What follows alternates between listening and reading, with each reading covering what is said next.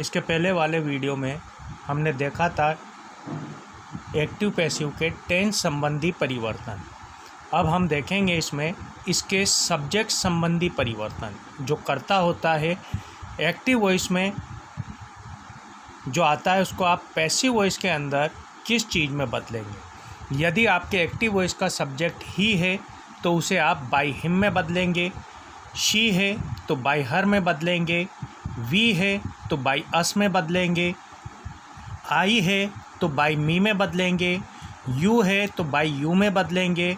और किसी भी व्यक्ति का अगर कोई नाम आया है राम, श्याम, मोहन, तो उसी नाम को आप बाय लगा करके वाक्य के बाद में लिखेंगे। तो ये होंगे इसके सब्जेक्ट संबंधी परिवर्तन जो एक वाक्य में आते हैं। इसके बाद हम आगे चलते हैं। जो पैसिव वॉइस बनाना होता है उसके अंदर सबसे पहला काम होता है ऑब्जेक्ट का पता लगाना। सबसे पहले हम उस वाक्य का ऑब्जेक्ट ढूंढेंगे, उसे हम आगे लेंगे और उसी के बाद हमारा पैसिव वॉइस बनता है। तो इसका एक आसान सा तरीका होता है। पहला तरीका है subject plus main verb plus object. दो टेंस आपके ऐसे होते हैं जिनके अंदर हेल्पिंग वर्ब नहीं होती है। एक होता है आपके प्रेजेंट इंडेफिनिट टेंस का अफर्मेटिव सेंटेंस और दूसरा होता है आपका एक पास्ट इंडेफिनिट का अफर्मेटिव सेंटेंस जिनके अंदर आपको हेल्पिंग वर्ब नहीं मिलती। तो ये दोनों जो टेंस होते हैं इनके अंदर हेल्पिंग वर्ब नहीं होती है। इनमें सीधा सब्जेक्ट के बाद में मेन वर्ब होती है और उसके बाद में इसका ऑब्जेक्ट होता है। और इसका पता लगाने का बिल्कुल सीधा सा तरीका है। Helping verb is, am, are, was, were, has, have, had, अगर इनमें से कुछ भी नहीं है तो आपको अपना ऑब्जेक्ट सीधा सा तीसरे नंबर पर मिलेगा। अगर आपके वाक्य के अंदर हेल्पिंग वर्ब है तो सबसे पहले होगा सब्जेक्ट, फिर हेल्पिंग वर्ब, फिर मेन वर्ब और फिर ऑब्जेक्ट। तो आपका ऑब्जेक्ट आपको चौथे नंबर पर मिलेगा। अगर आपके वाक्य के अंदर नोट है, वाक्य नेगेटिव सेंटेंस है अगर आपका, तो सबसे पहले होगा सब्जेक्ट, फिर हेल्पिंग वर्ब, फिर नोट, फिर मेन वर्ब, फिर ऑब्जेक्ट। और जब हम काउंटिंग करते हैं तो यह आता है नंबर 5 के ऊपर। अब देखिए इसका उदाहरण मैंने नीचे दिया है। They unloaded the truck last night. They हो गया इसका सब्जेक्ट। इसके अंदर किसी प्रकार की कोई हेल्पिंग वर्ब का प्रयोग नहीं है, सीधा मेन वर्ब है और उसके बाद में मेन वर्ब के जस्ट बाद होगा आपका ऑब्जेक्ट। तो जिस वाक्य में सहायक क्रिया नहीं है उसमें 3 नंबर पे आपका ऑब्जेक्ट आपको नज़र आएगा। जिन वाक्यों में सहायक क्रिया है, यहाँ पर दिख रही है आपको सहायक क्रिया, इसको जब हम काउंट करते हैं तो 1, 2, 3, ये ट्रक आपका आ गया नंबर 4 के ऊपर। तो आपका ऑब्जेक्ट होगा जिस वाक्य में सहायक क्रिया है उसमें 4 नंबर पर। जिन वाक्यों के अंदर नोट होता है, यहाँ पर आपको नोट दिख रहा है, अगर किसी वाक्य के अंदर नोट का प्रयोग है तो आपका जो ऑब्जेक्ट होगा वो होगा 5 नंबर पर। जब आप काउंट करेंगे सब्जेक्ट से 1, 2, 3, 4, 5, ये जो ट्रक था नंबर 5 के ऊपर आ गया तो आपका ऑब्जेक्ट। तो जिन वाक्यों के अंदर सहायक क्रिया नहीं होती है उनमें ऑब्जेक्ट 3 नंबर पर दिखेगा, जिनमें सहायक क्रिया है उनमें 4 नंबर पर दिखेगा और जिनमें नोट लगा हुआ है उनमें आपका ऑब्जेक्ट आपको 5 नंबर पर नज़र आएगा। अब हम देखते हैं सबसे पहले अफर्मेटिव सेंटेंस का पैसिव वॉइस बनाना। वाक्य लिखे हुए हैं mother कुक्स food in the kitchen. अब इस वाक्य में कोई सहायक क्रिया नहीं है तो आपका जो ऑब्जेक्ट होगा वो 3 नंबर पर, सब्जेक्ट, वर्ब और ऑब्जेक्ट। ऑब्जेक्ट को आप आगे लेंगे फूड। फूड हमेशा एक वचन होता है। अब जिस वाक्य के अंदर सहायक क्रिया नहीं होती है उसमें या तो फर्स्ट फॉर्म होगी वर्ब की या सेकंड फॉर्म। अगर वर्ब की फर्स्ट फॉर्म है तो हम is, am, are third form में बदल देते हैं। अगर सेकंड फॉर्म है तो उसे हम वाज, वर वर्ब की थर्ड फॉर्म में बदल देते हैं। तो हम सबसे पहले मेन वर्ब देखेंगे जो सब्जेक्ट के बाद होती है कुक्स।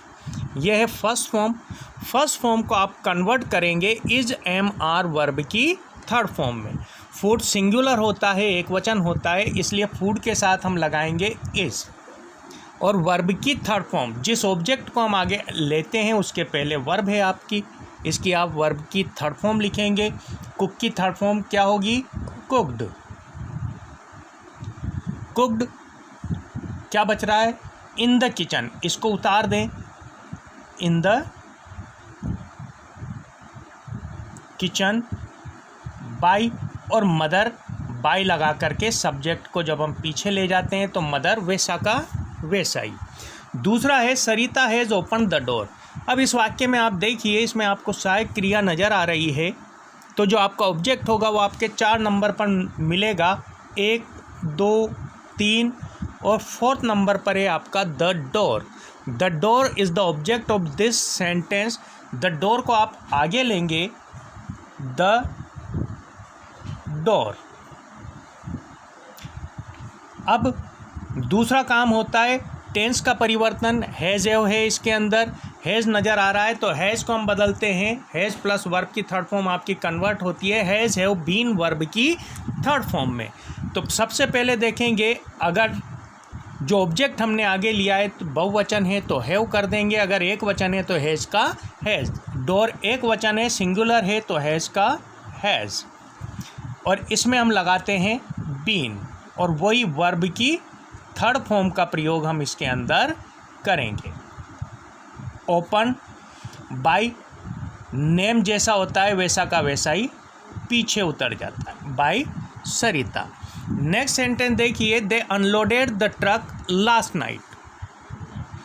Unloaded the truck last night, इसके अंदर भी आपको किसी प्रकार की कोई सहायक क्रिया नज़र नहीं आ रही है। Do, does, did, is, am, are, was, verb, will, shall, has, वो कुछ नज़र नहीं आ रहा है, तो सीधा सा है आपका ऑब्जेक्ट 3 नंबर पर है, first, second and third. The truck is the object. The truck को आप आगे ले लेंगे, ये द ट्रक। अब इसके अंदर हम देखेंगे ये एक फर्स्ट फॉर्म है या सेकंड फॉर्म। जिस वाक्य में सहायक क्रिया नहीं होती है उसमें फर्स्ट या सेकंड फॉर्म होती है, इसमें है सेकंड फॉर्म। सेकंड फॉर्म को आप कन्वर्ट करेंगे वाज वर वर्ब की थर्ड फॉर्म में। तो जो भी ऑब्जेक्ट आगे आया है, एक वचन है तो वाज और बहुवचन है तो वर। ट्रक एक वचन है तो इसमें हम लगाएंगे वाज, और ये अनलोडेड थर्ड फॉर्म भी यही है। लास्ट नाइट, दे को हम नहीं कन्वर्ट करते, दे इज़ अननेसेसरी सब्जेक्ट, इसको हम बाय देम के अंदर कन्वर्ट होता है, लेकिन हम इसको कन्वर्ट नहीं करते हैं, इसको वैसा का वैसा ही छोड़ दिया जाता है। मोहन वाज प्लेइंग क्रिकेट, इसमें आपको सहायक क्रिया दिख रही है, आपका ऑब्जेक्ट सीधा सा 4 नंबर पर होगा, 1, 2, 3, 4। क्रिकेट आपका ऑब्जेक्ट है, आप इसको आगे ले लेंगे, क्रिकेट। वाजवर वाले सेंटेंस के अंदर वाजवर बीइंग वर्ब की थर्ड फॉर्म में इसको कन्वर्ट किया जाता है। सारे परिवर्तन आपको पहले वाले वीडियो के अंदर बता दिए गए हैं जो आपको याद करने हैं।